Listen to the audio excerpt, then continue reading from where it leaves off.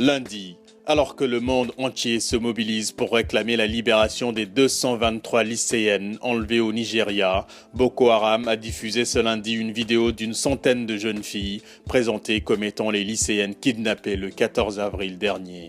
C'est la première fois qu'elles apparaissent ainsi à l'image. On ne sait pas où ni quand la vidéo a été tournée. Le chef de Boko Haram dit les avoir converties à l'islam et exige, en échange de leur libération, celle de prisonniers membres de la secte islamiste détenus par le Nigeria, demande immédiatement rejetée par les autorités nigérianes.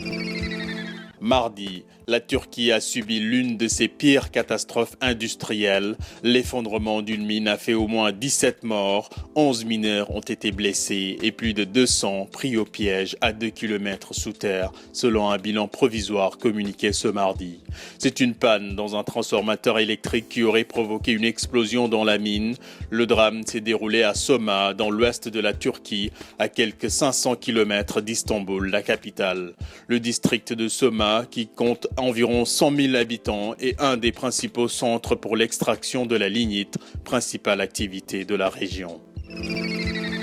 Mercredi, c'est parti pour 15 jours de projection, de montée des marches et de stars. Les cinéphiles ont les yeux rivés sur Cannes dans le sud de la France. Le festival de Cannes s'est ouvert ce mercredi. La compétition est désormais lancée entre 18 films. 2 cinéastes africains figurent dans la sélection officielle de cette 67e édition de la fête du cinéma. Le Mauritanien Abderrahmane Sissako avec son film Timbuktu qui revient sur la récente crise malienne et le franco-ivoirien Philippe Lacotte qui présentera quant à lui Run, une fiction sur les soubresauts politiques qu'a connu la Côte d'Ivoire ces 15 dernières années. Verdict le 24 mai prochain pour la Palme d'Or qui récompensera le meilleur film. Jeudi, direction le Soudan. Regardez notre 4e photo. Cette jeune femme dans sa belle robe de mariée a été condamnée à mort par pendaison ce jeudi. Son crime, s'être convertie au christianisme. Née d'un père musulman, Myriam Yahya Ibrahim Isag a été condamnée en vertu de la loi islamique en vigueur au Soudan depuis 1983 et qui interdit les conversions. « Je suis chrétienne et je n'ai jamais fait acte d'apostasie », avait-elle dit calmement au juge malgré les nombreuses tentatives pour la convaincre de retourner à l'islam. Mariée à un chrétien du Soudan du Sud, la jeune femme a également été condamnée par la cour criminelle à 100 coups de fouet pour adultère.